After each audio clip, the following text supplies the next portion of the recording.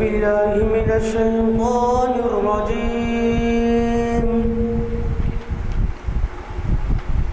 بسم الله الرحمن الرحيم. هو الذي أرسل رسوله بالهدى ودين الحق ليظهره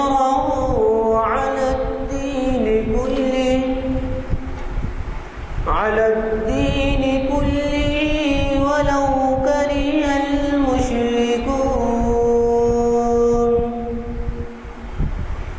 يا أيها الذين آمنوا هل أدلكم على تجارة تنجيكم من عذاب أليم؟ تؤمنون بالله ورسوله وتجاهدون في سبيل الله بأموالكم وأنفسكم، ذلكم خير لكم إن كنتم تعلمون. يغفر لكم ذنوبكم ويدخلكم جنات تجري من تحتها الأنهار ومساكن طيبة في جنات عدن، ذلك الفوز العظيم. صدق الله العظيم.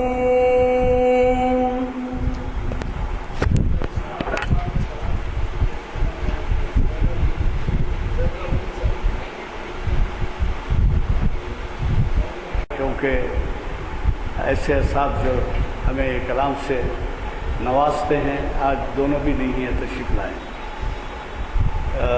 یہ بھی گزارش ہے کہ عصر اور مغرب کے درمیان کا وقت چونکہ کم ہو گیا ہے، اس لیے کچھ اختصار کے ساتھ محفل منعقد کرنا پڑ رہا ہے۔ چنانچہ کل سے یہاں پر عصر کی نماز 4:35 کو ہو رہی ہے، کل سے جمعہ سے 4:35 کو ہو رہی ہے۔ اور ایک گزارش یہ ہے کہ ہمارے جو مخرج صاحبین ہیں، جب کچھ مواد تیار کر کے لاتے ہیں تو اس کو اختتام پر پہنچا کے چاہے 5 منٹ کا بل پڑ جائے ادھر یا ادھر، تو وہ جو ہے اس کو کور کر لیتے ہیں۔ اور پھر ضرورت ایسی ہوتی ہے، بعض وقت نمائندگیاں ہوتی ہیں کہ صاحب وضو نہیں کر سک رہے ہیں، کوئی جانا چاہ رہے ہیں، کوئی 5-10 منٹ کا وقت ہو، تو اس لیے جب مخرج کچھ ختم کریں تو اس بات کا خیال رکھیں کہ ان سے جاری رکھنے کے لیے مطالبہ نہ کیا جائے، ورنہ ہمارے لیے منتظمین کے لیے بھی دقت ہوتی ہے۔ اور دوسرے یہ کہ یہ محفل جو کانفرنس ہال جامع مسجد عالیہ گن فاؤنڈری میں منعقد ہو رہی ہے، یہ اقبال شناسی کی 823ویں نشست ہے۔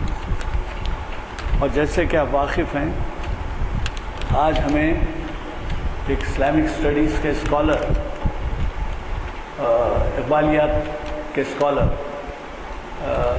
جناب ڈاکٹر رؤوف خیر، جو صف اول کے شاعر بھی ہیں، وہ ہمیں مخاطب کر رہے ہیں بعنوان فضائل اقبال۔ یہ بعض مرتبہ بعض ہمارے عنوانات دہرائے گئے، لیکن یہ عنوان ہمارے لیے یہ 833 نشستوں میں پہلی دفعہ ہے جو فضائل اقبال کے بارے میں کہا جا رہا ہے۔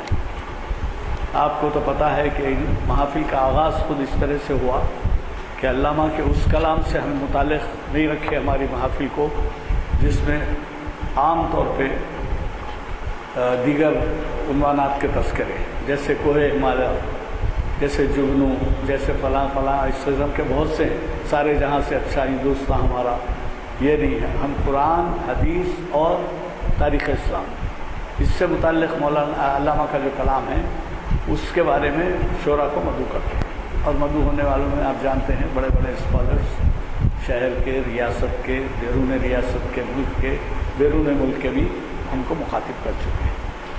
میں ان ابتدائی کلمات کے ساتھ جس محفل کا آغاز ہوا آج بروز چہارشنبہ 14 اکتوبر 2015 مطابق 29 ذی الحجہ 36 ہجری، اس کا آغاز خوش الحان ہماری مسجد کے مؤذن عبدالواحد صاحب کی خراج سے ہوا۔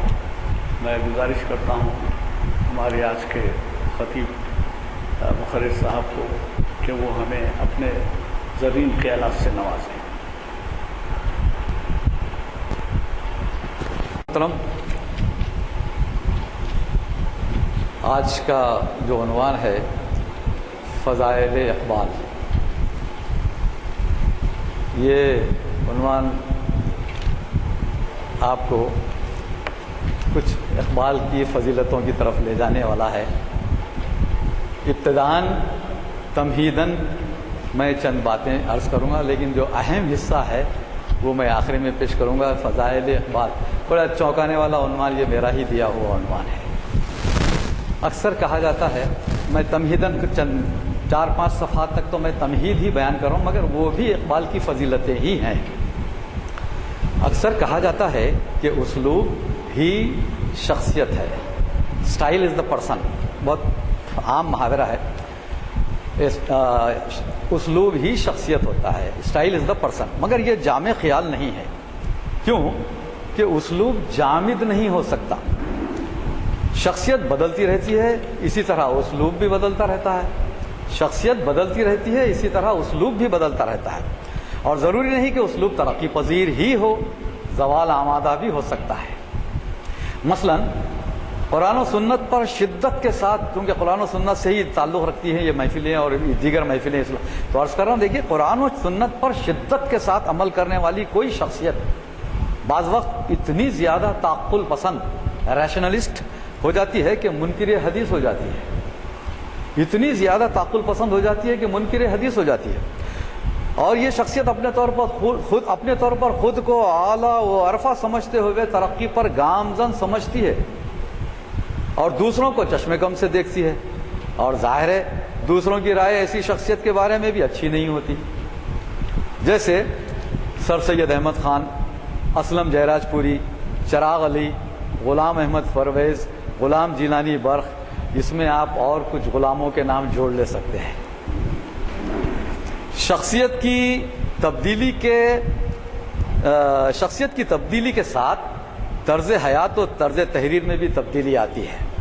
یہ تبدیلی اس شخصیت کے عروج و زوال کی نشاندہی کرتی ہے۔ علامہ اقبال کی شخصیت اور ان کی فکر میں بھی کافی تبدیلیاں رونما ہوتی رہی ہیں۔ اردو ادب کا، دیکھیے اب یہاں سے فضیلتیں میں بیان کر رہا ہوں، اردو ادب کا سب سے زیادہ پڑھا لکھا شاعر اگر کوئی ہے تو وہ علامہ اقبال ہیں۔ لوگ بھلے ہی میر یا انیس کو خدائے سخن کہہ لیں، مگر اقبال کی ادبی خدمات کے مقابل ان کی خدائی چھوٹی پڑ جاتی ہے۔ دل رکھنے کے لیے یہ کہا جاتا ہے، غالب نے کہا کہ غالب اپنا یہ عقیدہ ہے بقول ناسخ، آپ بے بہرا ہے جو معتقد میر نہیں، اور یہ کہنے والا غالب خود کہتا ہے کہ ہیں اور بھی دنیا میں سخنور بہت اچھے، کہتے ہیں کہ غالب کا ہے انداز بیاں، اور پوری دلی میں 2.5-3 شاعروں کے وجود کو با دل نخواستہ تسلیم کرنے والے اور خود کو اژدہا اور دیگر شعراء کو حشرات الارض یعنی کیڑے مکوڑے سمجھنے والے میر کے بارے میں بھی یہ کہا گیا ہے کہ ان کے ہاں گھٹیا شعر بہت ہے، پستش غائب پست کہا گیا ہے، یعنی ان کا پست کلام بہت گھٹیا ہے۔ غرض ہر شاعر کے فکر و فن میں اچھی بری مثالیں مل ہی جاتی ہیں۔ علامہ اقبال کی فضیلتوں پھر کہ علامہ اقبال نے بچوں کے لیے جو نظمیں لکھیں وہ اپنی جگہ منفرد شاہکار ہیں، اس میں شک نہیں، بعض نظمیں انگریزی نظموں سے ماخوذ ضرور ہیں، مگر اقبال نے انہیں اس خوبی سے اپنا لیا کہ وہ اقبال ہی کی تبعزاد لگتی ہیں۔ اگر اقبال نے خود نشاندہی نہ کی ہوتی تو مماثلت ڈھونڈنا مشکل ہو جاتا۔ یہ اقبال کی دیانت علمی ہے کہ انہوں نے اپنے ماخذ کا پتہ بتا دیا، مگر کہیں کہیں انہوں نے انگریزی نظم کا پورا حلیہ اسلامی بنا ڈالا۔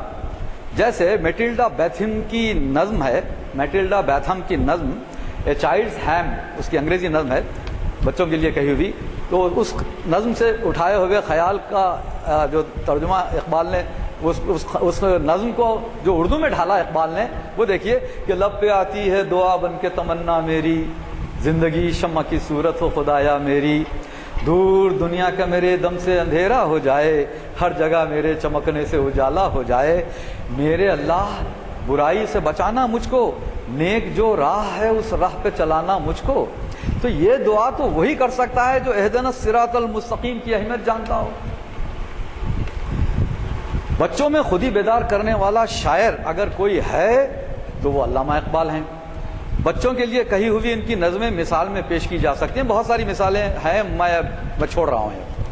جاوید سے خطاب کرتے ہوئے اقبال نے یہی خودی کا درس دیا، دیار عشق میں اپنا مقام پیدا کر، نیا زمانہ نئے صبح و شام پیدا کر، اگر دل فطرت شناس دے تجھ کو، لالو گل سے کلام پیدا کر، اٹھانا شیشہ گرانے فرنگ کے احسان، سفال ہند سے مینا و جام پیدا کر۔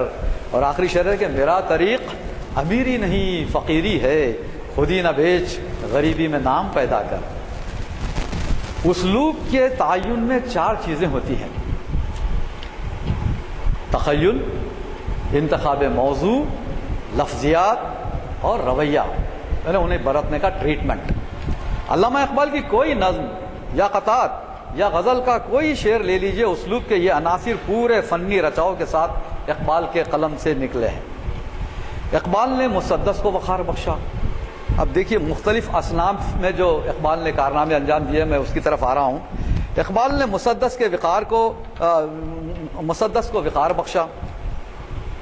ہمالا، سب سے پہلی نظم ہمالا مسدس کے فام ہی میں ہے۔ ہمالا سے لے کر شکوہ جواب شکوہ تک اسے سرخ رو کر ڈالا، ورنہ انیس و دبیر کے علاوہ اور انیسیوں اور دبیریوں نے اس حیت کو صرف رونے رلانے کا آلہ بنا کے رکھ دیا تھا۔ مسدس ہی میں ہے نا مرثیہ صرف۔ مثنوی میں، اچھا مثنوی، یہ مسدس مثنوی میں من گھڑت قصے ہوتے ہیں نا، تو جیسے اردو میں داستان ہوتی ہے ویسی منظوم ہو گئی تو وہ مثنوی۔ تو مثنوی میں من گھڑت قصے رومان پسند طبیعتوں کے تفریح کے رومان پسند طبیعتوں کی تفریح کے سامان کے طور پر پیش کیے جاتے تھے۔ اقبال نے ساقی نامہ لکھ کر فلسفہ خودی سمجھایا۔ نظموں کے نام پر جوش نے کیا کہا؟ کیا گل بدنی گل بدنی گل بدنی ہے، اقبال کی جوش کی نظم ہے نا۔ یہ جوش نے یہ کہہ کر بدن کے پیچو خم میں گرفتاری کا اظہار کیا۔ اختر شیرانی نے خیالی عذرا و سلمہ کی زلفوں میں منہ چھپائے مست زندگی گزاری، یا حفیظ جالندھری ابھی تو میں جوان ہوں کی خوش فہمی میں مبتلا تھے۔ نظموں کا جو حال تھا اس زمانے میں وہ بتا رہا ہوں۔ یا پھر فیض دامن چھڑاتے ہوئے کہہ رہے تھے کہ مجھ سے پہلی سی محبت میری محبوب نہ مان۔ فیض بھی تو اقبال کے تقریباً ہم عصری ہیں۔ یا سردار جعفری فرماتے ہیں، ہاتھ پکڑ کے کہتے ہیں کہ اٹھ میری جان میرے ساتھ ہی چلنا ہے تجھے، ان کی نظم ہے مشہور۔ یا ادھر نون میم راشد دعوت دیتے ہیں کہ آ میری ہم رقص مجھ کو تھام لے۔ یہ ساری مصروں کے پہلے یہ جو شاعر ہیں ان کی نظموں کے مصرے پہلے مصرے ابتدائی مصرے میں بیان کر رہا ہوں، ساری نظم آپ کے ذہن میں آ جانی چاہیے۔ تو فکر ہر کس بقدر ہمت اوست، اپنے اپنے ماحول کی نمائندگی کرنے والے ان شاعروں کے بالمقابل علامہ اقبال کی فکر عالمی صداقتوں سے آنکھ ملاتی تھی۔ چنانچہ اقبال نے مسجد قرطبہ، ذوق و شوق جیسی بے شمار نظموں کے ذریعے بتایا کہ نظم کسے کہتے ہیں۔ اقبال نے بتایا بھی نظم کسے کہتے ہیں۔ یہ نظمیں وغیرہ آپ نے پڑھی تو یہ تفنن طبع کے طور پر ہی کہی ہوئی تھی نظمیں۔ اقبال کی سفارش پر دکن میں قدم رکھنے والے جوش صاحب خود کو علامہ اقبال کے ہم پلہ سمجھتے تھے اور یہ سمجھنے میں خوش فہمی میں مبتلا تھے۔ ان کی ربائی کے 2 مصرے ہیں کہ ٹھٹری ہوئی صاحبہ میں نظر آتی ہے صاحبہ رضی اللہ تعالی عنہا، دیکھیے آپ جوش صاحب اور اپنے آپ کو اقبال کے ہم پلہ سمجھتے تھے، اور اقبال نے اچھا یہ حال نظموں کا تھا۔ اقبال نے قطعات میں کیا کیا؟ اقبال نے بابا طاہر کی رباعیات کے وزن پر ان کے اتباع میں قطعات کہے، فارسی میں، اردو میں، اور اس میں ان قطعات میں بھی مرد مومن کی کیا صفات ہونی چاہیے وہ بتایا۔ جیسے لالہ طور پیام مشرق کا ایک حصہ ہے پورا، جس میں 163 فارسی قطعات ہیں اقبال کے۔ جیسے ان کا ایک فارسی قطعہ ہے، میارا بزم بر ساحل کے آ جا، اقبال کہتے ہیں میارا بزم بر ساحل کے آ جا، نوائے زندگانی نرم خیز است، بدریا غلط و با موجش دراویز، بدریا غلط و با موجش دراویز، حیات جاویداں اندر ستیز است۔ اتفاق سے لالہ طور کا ترجمہ میں نے بھی کیا ہے، پوری 163 قطعات کا، قنطار کے نام سے وہ چھپا بھی ہے۔ تو اس میں یہ جو قطع اقبال کا قطع ہے، اس کا ترجمہ سنیے میرا کیا ہوا کہ سجا محفل نہ ساحل پر کہ اس جا، سجا محفل نہ ساحل پر کہ اس جا، نوائے زندگانی ہے سبک رو، اتر دریا میں لے موجوں سے لوہا، حیات جاویداں ہے یہ تگو دو، اتر دریا میں لے موجوں سے لوہا، حیات جاویداں ہے یہ تگو دو۔ اچھا اقبال اور ایک جگہ کہتے ہیں کہ تو می گوئی کہ آدم خاک زادست، اسیر عالم کونو فسادست، ولے فطرت سے اعجاز کے دارت، بنائے بہر بر جویش نہادست۔ اس کا ترجمہ میں نے کیا ہے کہ تو خود کہتا ہے خاکی ہے یہ آدم، تو خود کہتا ہے خاکی ہے یہ آدم، اسیر یک جہان خیر و شر نہ، اسیر یک جہان خیر و شر نہ، مگر فطرت کے اپنے معجزے سے سمندر کی ہوا بنیاد جھرنا۔ اردو میں بے شمار خطات اقبال کے ہیں، آپ کو یاد ہی ہے۔ جیسے میں ایک قطع اقبال کا پڑھ کے آگے بڑھ جاؤں گا کہ رگوں میں وہ لہو باقی نہیں ہے، وہ دل وہ آرزو باقی نہیں ہے، نماز و روز و قربانی و حج یہ سب باقی ہے، تو باقی نہیں ہے۔ غرض کوئی صنف سخن ہو اور کوئی فام، کوئی حیت ہو، اقبال نے زندہ رہ جانے والا اسلوب اختیار کر کے زندہ رہ جانے والی فکر پیش کی، اسی لیے ان کی فضیلت تمام شاعروں پر مسلمہ ہے۔ اقبال سے صرف نظر کوئی بے ادب ہی کر سکتا ہے، اقبال سے صرف نظر کوئی بے ادب ہی کر سکتا ہے۔ اچھا دیکھیے اقبال، یہ میرا جملہ خاص طور پر ایک جملہ سن لیجیے، اقبال کی خامیاں تلاش کرنے والا لبھو رام جوش اپنی خوبیوں کے ساتھ مر گیا، مانا اقبال زندہ ہیں اور زندہ رہے گا۔ آپ کو معلوم ہے ایک پورا کتابچہ لبھو رام جوش ملسیانی نے لکھا اقبال کی خامیاں، اور بڑی خامیاں گنائیں، یہ ہے وہ ہے، اور یہ کتابچہ جب اقبال کے سامنے پیش کیا گیا تو اقبال نے کہا میرے خواجہ تاج بھائی ہیں، یوں نظر انداز کر دیا۔ تو وہ خامیاں بتانے والا لبھو رام جوش آپ جانتے ہیں، اس کا کلام جانتے ہیں؟ ایک شعر سنائیے مجھے۔ آج اقبال کے ہزاروں شعر ہزاروں لوگوں کو یاد ہے۔ تو اسی وجہ سے میں نے کہا کہ اقبال کی خامیاں تلاش کرنے والا لبھو رام جوش اپنی خوبیوں کے ساتھ مر گیا، مگر اقبال زندہ ہے اور زندہ رہے گا۔ علامہ اقبال کے فضائل میں یہ بھی شامل ہے کہ وہ کئی زبانیں جانتے تھے، اردو، فارسی، پنجابی، سنسکرت، ہندی، جرمن، انگلش، اور ان کا تحقیقی مقالہ تو آپ جانتے ہیں میٹافزکس آف پرشیا، اور ایرانی مابعد طبیعیات پر روشنی ڈالتا ہے ان کا یہ مقالہ، اور جرمن میں لکھا گیا۔ اور علامہ کے خطبات پر مشتمل وہ کتاب ہے نا آپ کی reconstruction of religious thought in Islam, جو مدراس کے خطبات، حیدرآباد میں بھی یہ خطبے 2 یہاں بھی دیے تھے انہوں نے۔ تو اس میں شک نہیں تشکیل الہیات جدید کی بنیاد نہ بن سکی اقبال کی یہ کتاب، تشکیل الہیات جدید کی بنیاد نہ بن سکی۔ جیسا کہ ہم نے مضمون کے ابتدائی میں عرض کر دیا کہ شخصیت و اسلوب کا گراف ضروری نہیں کہ اونچا ہی اٹھتا رہے، وہ نیچے بھی آ سکتا ہے۔ علامہ سید سلیمان ندوی نے فرمایا کہ کاش اقبال نے یہ کتاب نہیں لکھی ہوتی. کون سی کتاب؟ Reconstruction of religious thought in Islam کے بارے میں سید سلیمان ندوی نے کہا کاش اقبال نے یہ کتاب نہ لکھی ہوتی. مگر کچھ ایسے تعقل پسند بھی ہیں جنہوں نے اقبال کی اس فکر کی پذیرائی کی، بڑی داد دی. آج بھی پڑھی جاتی ہے وہ کتاب. اچھا، اقبال کی فضیلت کے کچھ اور پہلو. ابھی میں تمہید میں جا رہا ہوں، ابھی میرے پاس بہت ٹائم ہے، میں اصل پوائنٹ پر آؤں گا. اقبال نے، دیکھیے، اقبال اتنے قابل آدمی تھے، حروف ابجد کے اعتبار سے تاریخ نکالنا کوئی کمال، بہت بڑا کمال ہے، عام آدمی، عام شاعر نہیں کر سکتا. تو داغ، امیر مینائی، شاید میں کچھ اور جملے کہہ رہا ہوں اس سے پہلے. داغ، امیر مینائی، حسرت موہانی جیسے ہم عصر آدھے دھڑکی عاشقانہ و فاسقانہ شاعری میں بے خود تھے، اور یہ اسی میں بے خود تھے وہ لوگ. اور فانی فرما رہے تھے کفن سرکاؤ میری بے زمانی دیکھتے جاؤ. فانی اپنی موت وہ فلسفے میں گرفتار تھے.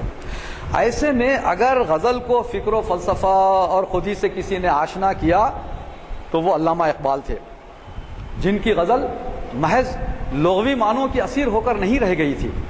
اقبال نے کہا کبھی اے حقیقت منتظر نظر آ لباس مجاز میں کہ ہزاروں سجدے تڑپ رہے ہیں میری جبین نیاز میں، کہ ہزاروں سجدے تڑپ رہے ہیں میری جبین نیاز میں. اور اقبال کا اور ایک شعر، بس 2 شعر میں سنا کے آگے بڑھ جاؤں گا.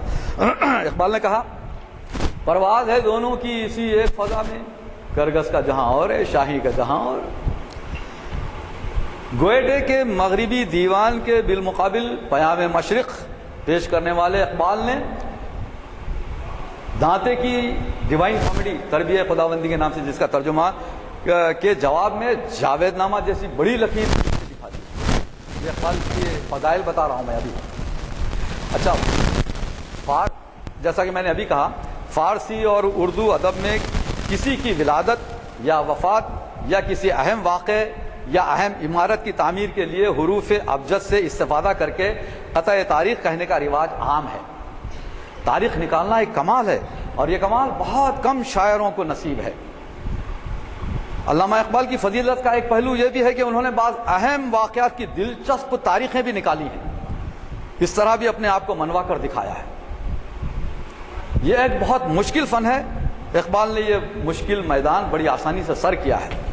اقبال نے کتنی تاریخیں نکالی ہیں، بہت دلچسپ تاریخیں ہیں. اس پر میرا ایک طویل مضمون ابھی معارف میں چھپا ہے، تازہ معارف جو دارالمصنفین اعظم گڑھ سے نکلتا نا، وہ اگر آپ کی نظر سے گزرے تو آپ دیکھ لیں، بہت طویل مضمون ہے میرا. یہاں اس میں 2-3 مثالیں میں دے رہا ہوں. یہاں حریت اسلام سر حادثہ کربلا، یہ رموز بے خودی میں اقبال کی ایک نظم ہے.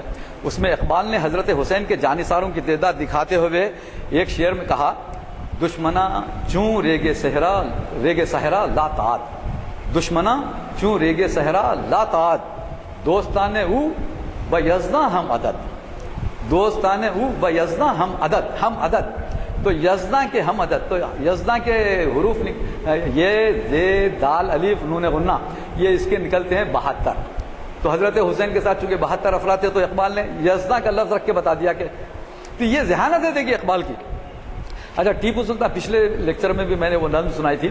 تو ٹیپو سلطان کے مزار پر جب اقبال نے حاضری دی تو فارسی میں 5 اشعار پر مشتمل ایک نظم کہی، جس کا ایسا عنوان لگایا کہ ٹیپو کی شہادت کی تاریخ نکلتی ہے. وہ اس نظم کا عنوان ہے شمشیر گمشد. تو شمشیر گمشد سے 1214 ہجری تاریخ نکلتی ہے، جو 1799 کے مطابق ہے، 1799 عیسوی. اس کا ایک آخری شعر بڑا دلچسپ، بہت لب لباب اس میں آ گیا ہے. خود ہی زندگی اور موت کا پورا فلسفہ اقبال نے اس میں پیش کیا. اقبال کا شعر ہے در جہاں نتواں اگر مردانہ زیست، ہم چوں مردان جاں سپردن زندگی.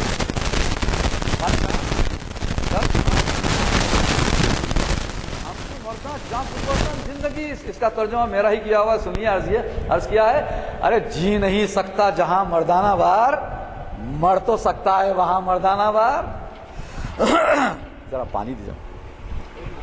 جی نہیں سکتا جہاں مردانہ وار، مر تو سکتا ہے وہاں مردانہ وار. داغ کا انتقال ہوا تو ہاں ٹھیک ہے.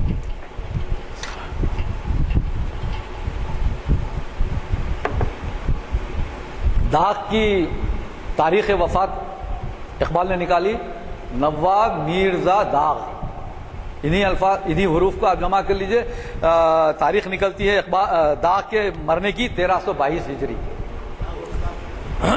جی داغ صاحب، ہاں داغ ظاہر ہے علامہ اقبال کے استاد تھے، چند دن اقبال نے داغ سے استفادہ کیا، لیکن داغ کی شاعری جیسی بھی تھی وہ تو ظاہر ہے اقبال کا رنگ الگ۔ انہوں نے ابتدا میں کچھ کہا کہ تعمل تو تھا ان کو آنے میں خاصیت، مگر یہ بتا طرز انکار کیا تھی، اس قسم کی شاعری چند دن کی اقبال نے، لیکن اقبال نے بالکل اپنا رنگ بدل دیا۔ تو مگر استاد مانتے ہیں وہ، تو استاد کے مرنے پر انہوں نے تاریخ نکالی نواب میرزا داغ ان حروف سے۔ اور امیر مینائی سے اقبال کو بڑی عقیدت تھی، اور اقبال چاہتے تھے کہ ان کے بارے میں بڑا اچھا مضمون انگریزی میں لکھیں۔ امیر مینائی کے مرنے پر انہوں نے ان کی تاریخ نکالی، لسان صدق فی الآخرین، قرآن مجید کا ٹکڑا ہے یہ، لسان صدق فی الآخرین سے ان کی تاریخ نکالی، اور وہ 1318 ہجری نکلتا ہے۔ اور ایک دو سے ایسی بہت تاریخیں ہیں۔ ان کی بیویوں کی تاریخ دیکھیے، ان کی بیوی مختار بیگم جو تیسری بیوی ہے، اس کے انتقال دوسری بیوی سے پہلے ہوا، تو اقبال نے ان کی وفات پر ایک مصرے سے تاریخ نکالی، بشہادت رسید و منزل کرد، اس سے ان کی تاریخ نکلتی ہے 1343 ہجری۔ اور جاوید اقبال کی جو والدہ سردار بیگم ہے، ان کا انتقال جب ہوا تو اقبال نے ان کی تاریخ نکالی، سرمہ مازاغ والبصر بول کے جو قرآن کا آیت ہے اس سے، سرمہ مازاغ سے تاریخ نکالی 1354 ہجری۔ اب صاحب میں اصل موضوع پر آ رہا ہوں، یہاں تک تو میں نے تمہیداً کچھ کہا ہے، کا اصل جو میں نے عنوان دیا ہے اس کی طرف میں آ رہا ہوں۔ اب 10 منٹ میں انشاءاللہ فضائل اقبال کے سلسلے میں ایک حکایت بھی دلچسپ ہے، ایک حکایت بھی فضائل اعمال میں آپ پڑھتے ہیں نا، تو فضائل اقبال کے سلسلے میں بھی ایک حکایت بڑی دلچسپ ہے۔ ماہنامہ الحمرا لاہور، دیکھیے میں کوئی بات بے دلیل نہیں کر رہا ہوں، ماہنامہ الحمرا لاہور جولائی 2015، ابھی 2 مہینے پہلے کا شمارہ ہے، 2015 جولائی کا، علامہ اقبال کے خادم علی بخش کی کہانی اس کے لیپالک بیٹے کی زبانی شائع ہوئی ہے، اور وہ میں ایک پوری کہانی میں آپ کو سنا رہا ہوں، وہ حکایت جو چھپی ہوئی پوری چھپی ہوئی الحمرا میں چھپی، لاہور کا پرچہ ہے، میرے ساتھ پرچہ ہے، 1919 کا واقعہ ہے، پورا میں لفظ بلفظ سنا رہا ہوں، انورٹڈ کاماز میں ہے، 1919 کا واقعہ ہے کہ ایک آدھی رات کو علامہ اقبال نے مجھے آواز دی۔ کون کہہ رہے ہیں؟ علی بخش، یہ علی بخش جو ان کا خاص نوکر ہے، اس کی زبانی ہے یہ پوری حکایت۔ 1919 کا واقعہ ہے کہ ایک آدھی رات کو علامہ اقبال نے مجھے آواز دی، میں ان کے کمرے میں گیا تو علامہ اقبال زمین پر 2 زانوں بیٹھے ہوئے ہیں، اور سفید داڑھی والے ایک بزرگ ان کی چہارپائی پر بیٹھے ہوئے ہیں۔ مجھے دیکھ کر علامہ اقبال نے کہا کہ ایک جگ لے جاؤ اور ٹھنڈی لسی کے 3 گلاس کے برابر لسی لے آؤ۔ رات کے تقریباً 2 بجے ہوں گے۔ میں نے عرض کی کہ جناب اس وقت تمام دکانیں بند ہو چکی ہوں گی، اور اتنی سردی میں ٹھنڈی لسی کہاں سے ملے گی؟ تو آپ نے فرمایا تم جاؤ، کہیں نہ کہیں مل جائے گی۔ جب باہر نکلا تو دور چوک میں ایک دکان پر روشنی نظر آئی۔ علی بخش کہہ رہے ہیں وہ دکان دودھ والے کی تھی۔ میں وہاں پہنچا تو مجھے ایسے لگا کہ وہ دکاندار میرا ہی انتظار کر رہا تھا، اس نے میرے پہنچنے سے پہلے ہی لسی تیار کی ہوئی تھی، جاتے ہی میرے جگ کو لسی سے بھر دیا۔ میں نے دکاندار سے پیسوں کا پوچھا تو انہوں نے کہا کہ جاؤ میاں، اقبال سے ہمارا حساب چلتا رہتا ہے۔ دکاندار نے کیا کہا پیسے دینے کے لیے؟ جب علی بخش نے کہا کہ بھائی کیا پیسے دوں، تو بولا نہیں میاں جاؤ میاں، اقبال سے ہمارا حساب چلتا رہتا ہے۔ بڑی دلچسپ حکایت ہے، سنیے۔ جو ہی میں لسی لے کر گھر واپس لوٹا تو اس نے اپنی دکان بند کر دی۔ گھر پہنچ کر جب میں کمرے میں داخل ہوا تو علامہ اقبال نے فرمایا کہ یہ جگ اور گلاس مجھے دو۔ انہوں نے ایک گلاس بھر کر ان بزرگ کو دیا. وہ سفید داڑھی والے بزرگ جو بیٹھے ہوئے تھے نا, ان کو اقبال نے ایک گلاس دیا, پھر دوسرا دیا, اور تیسرا گلاس بزرگ نے علامہ اقبال سے کہا کہ تم پی لو. مجھے علامہ اقبال نے کہا اچھا پی لو. مجھے علامہ اقبال نے کہا کہ تم جاؤ اپنے کمرے میں جاؤ, اگر ضرورت ہوگی تو میں تمہیں بلا لوں گا. میں باہر برآمدے میں جا کر بیٹھ گیا. میں نے ان کی باتیں سننے کی کوشش کی مگر میری سمجھ میں کچھ نہیں آیا. پھر وہ بزرگ کمرے سے نکلے. اقبال انہیں دروازے تک چھوڑنے گئے. کچھ دنوں کے بعد میں علامہ اقبال کے ہاتھ پاؤں دبا رہا تھا تو میں نے جرأت کر کے علامہ اقبال سے پوچھا کہ وہ کون شخص تھا جس کے لیے آپ نے لسی منگوائی تھی. میں نے ان بزرگ کو دروازہ کھولتے نہیں دیکھا. وہ کیسے باہر گئے اور کہاں چلے گئے؟ اور جس لسی کی دکان سے میں نے لسی لی تھی وہ دکان پہلے میں نے کبھی وہاں نہیں دیکھی اور نہ ہی بعد میں وہ نظر آئی. مجھے آپ براہ مہربانی بتائیں کہ یہ کیا ماجرا ہے, اور وہ بزرگ جو آپ کو ملنے آپ کے کمرے میں آئے وہ کون تھے؟ علامہ اقبال نے مجھ سے وعدہ لیا. دیکھیے آپ غور سے سنیے. علامہ اقبال نے مجھ سے وعدہ لیا کہ میری زندگی میں یہ بات کسی کو نہ بتاؤ گے. اقبال نے علی بخش سے وعدہ لیا کہ میری زندگی میں یہ بات کسی کو نہیں بتاؤ گے. چنانچہ میں نے علامہ اقبال کی زندگی میں یہ بات کسی کو نہیں بتائی. علامہ اقبال نے جواب میں فرمایا, انہوں نے پوچھا تھا نا کہ وہ کون بزرگ ہیں, علامہ اقبال نے جواب میں فرمایا کہ وہ بزرگ جو میرے پاس آئے تھے وہ خواجہ معین الدین چشتی تھے, اور جو لسی کی دکان کھول کر بیٹھے تھے وہ علی حجویری داتا گنج بخش تھے. رات کے 2 بجے خواجہ اجمیری صاحب وہاں گئے تھے. ہاں سمجھ رہے نا. یہ حکایت الحمرا میں چھپی ہے جناب, اور ذمہ داری کے ساتھ وہ مہر رؤوف عزیز, میں اب آگے بڑھا رہا ہوں. اس دلچسپ حکایت کے 3 راوی ہیں. پہلے راوی مہر رؤوف عزیز, وہ جن کا مضمون ہے مہر رؤوف عزیز ہے ان کا نام, جنہوں نے مانچسٹر سے پاکستان پہنچ کر لائل پور کا سفر کیا, جہاں انہوں نے دوسرے راوی چودھری اقبال سے ملاقات کی جو علامہ اقبال کے خادم خاص علی بخش کے لے پالک بیٹھے ہیں, چودھری اقبال. اور تیسرے راوی علی بخش ہیں جن کی زبانی یہ کہانی چودھری اقبال سے ہوتی ہوئی مہر رؤوف عزیز کے قلم سے قارئین الحمرا تک پہنچی. سوال یہ پیدا ہوتا ہے کہ علامہ اقبال نے اس کہانی کو ان کے جیتے جی منظر عام پر لانے سے روکا کیوں؟ یہ تو اقبال کے لیے ایک اعزاز کی بات تھی کہ حضرت خواجہ معین الدین چشتی رحمۃ اللہ علیہ نے اجمیر سے لاہور کا سفر کیا. 1919 میں کڑاکے کی سردی میں آدھی رات کو علامہ اقبال سے ملاقات کی اور ان کی پیش کردہ لسی نوش کی, جو رات 2 بجے علی حجویری داتا گنج بخش رحمۃ اللہ علیہ کی دکان سے اپنے خادم خاص کے ہاتھ منگوائی گئی تھی. اولیاء اللہ کا معاملہ ہے, وہ لسی پینے کے لیے فاصلے اور موسم کی پرواہ کیے بغیر کہیں بھی جا سکتے ہیں. اور پھر پنجاب کی لسی یوں بھی مشہور ہے, اور اگر وہ صاحب کشف المحجوب کی دکان سے آئے تو اس کے ذائقے کے کیا کہنے. اب یہاں میرا کمنٹ سنیے. علامہ ارشد القادری کی حیات میں یہ کہانی منظر عام پر آئی ہوتی تو غالباً ایک اور زلزلہ رونما ہوتا. جانتے ہیں زلزلہ کیا ہے؟ علامہ ارشد القادری کی ایک کتاب ہے زلزلہ, جو فضائل اعمال جو تبلیغی جماعت کا نصاب ہے اس میں جتنی ایسی کہانیاں ہیں سب کے خلاف انہوں نے ایک زبردست کتاب لکھی ہے. انہوں نے بھائی ہم اگر یہ واقعات بیان کرتے ہیں, یہ کرامتیں بیان کرتے ہیں تو ہم بدعتی, ہم خراب عقیدے کے, اور آپ کے پاس کیا ہے؟ تو انہوں نے کتاب لکھ دی زلزلہ. تو میں نے کہا کہ دیکھیے اگر وہ علامہ ارشد القادری کی حیات میں یہ کہانی منظر عام پر آتی تو غالباً ایک اور زلزلہ رونما ہوتا اور پھر زلزلہ در زلزلہ کا سلسلہ چل پڑتا.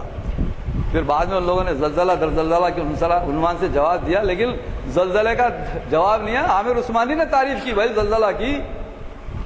اچھا, علامہ اقبال 1919 کے آس پاس تک, آپ دیکھیے علامہ اقبال 1919 کے آس پاس تک تصوف کے خلاف نوٹس جمع کر کے ایک کتاب لکھنے والے تھے. بعد میں کراچی کے پروفیسر صابر کلوروی نے تاریخ تصوف کے نام سے 1985 کی اہم دریافت کے طور پر یہ تمام نوٹس انہوں نے ایک کتابی شکل میں شائع کر دیا. تاریخ تصوف کتاب آپ کو مل جاتی، مکتبہ الحسنات نے چھاپی ہے.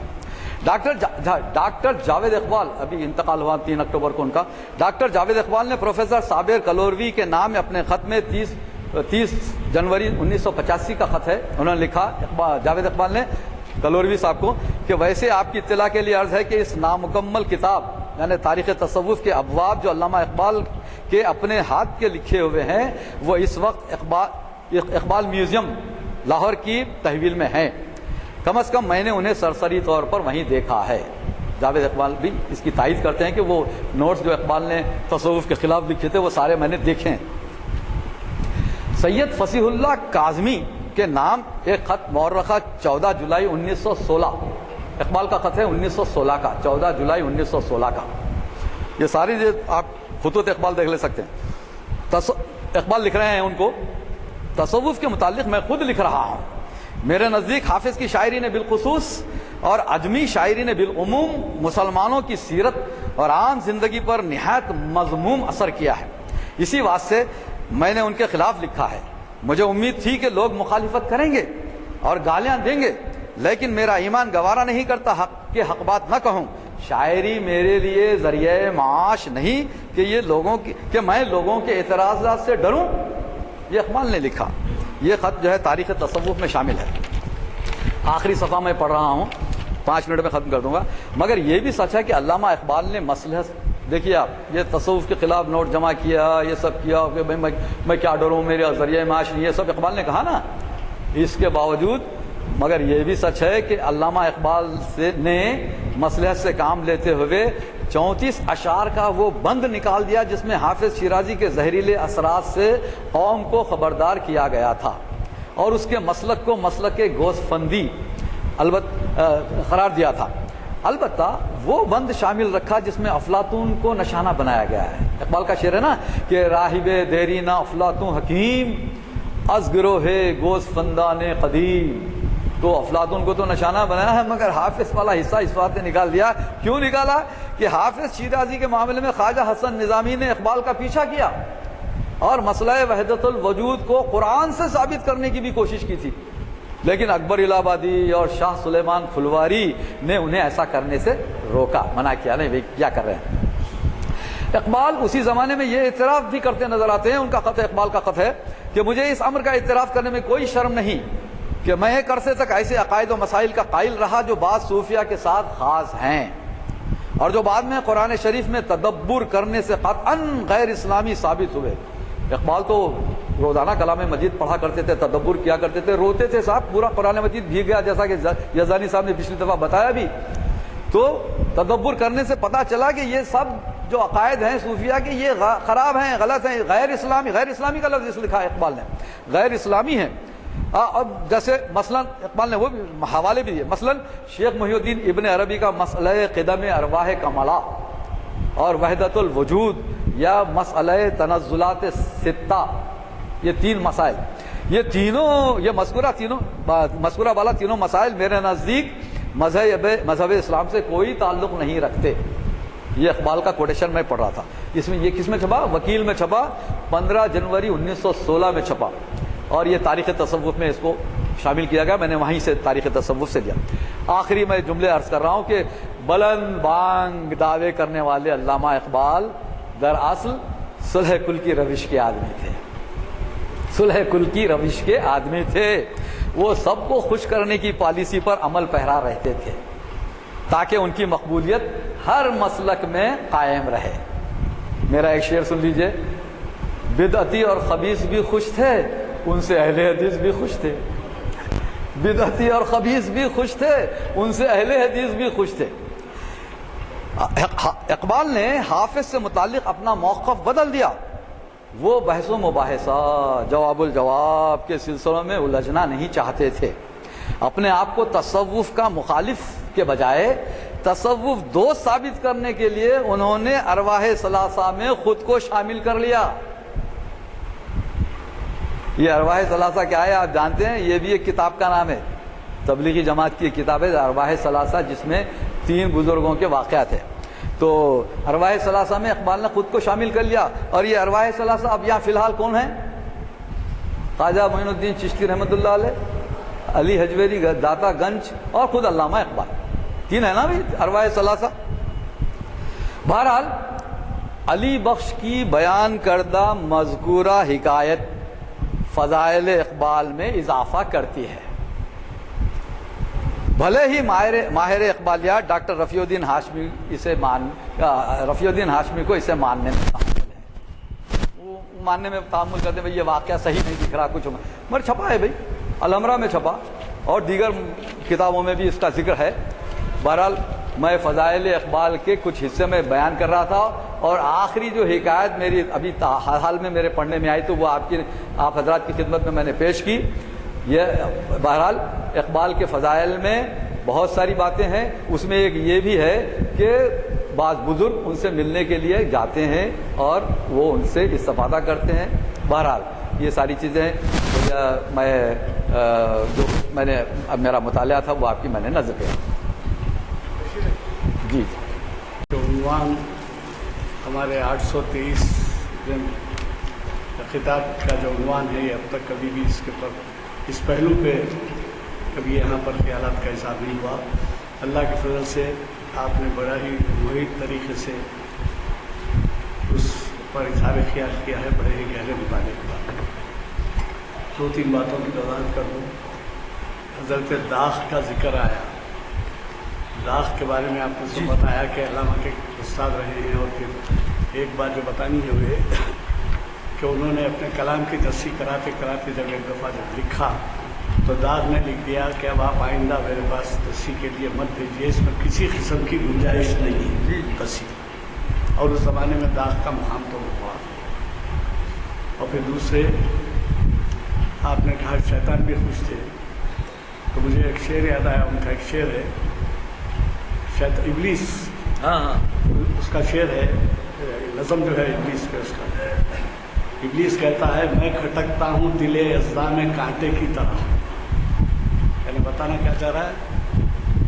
دل یزداں، خدا کے دل میں رہتا ہوں، میں کھٹکتا ہوں دل یزداں میں کانٹے کی طرح. تو فقط اللہ اللہ اللہ.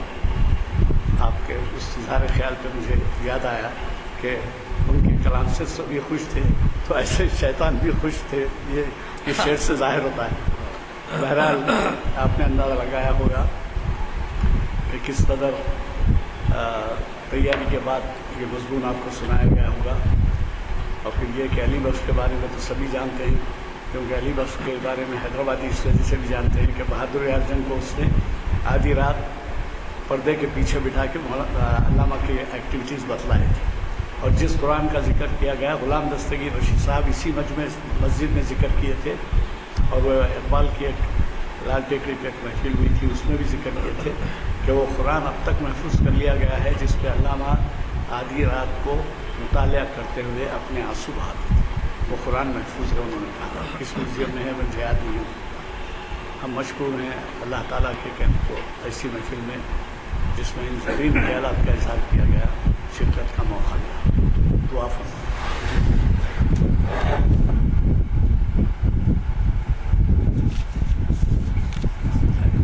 الحمدللہ رب العالمین الرحمن الرحیم مالک یوم الدین ایاک نعبد و ایاک نستعین اهدنا الصراط المستقیم صراط الذین انعمت علیہم غیر المغضوب علیہم ولا الضالین آمین.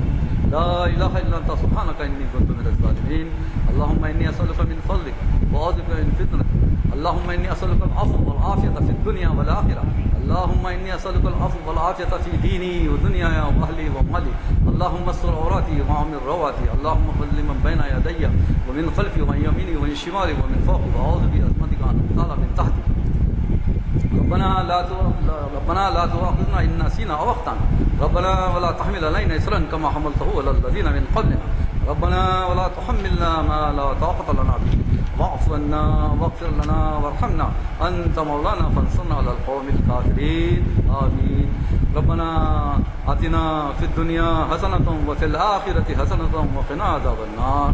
ربنا تؤاخذنا إن نسينا واخطأنا. ربنا ولا تحمل علينا إصرا كما حملته على الذين من قبلنا ربنا ولا تحملنا ما لا طاقة لنا به واعف عنا واغفر لنا وارحمنا أنت مولانا فانصرنا على القوم الكافرين سبحان ربك رب العزة عما يصفون وسلام على المرسلين والحمد لله.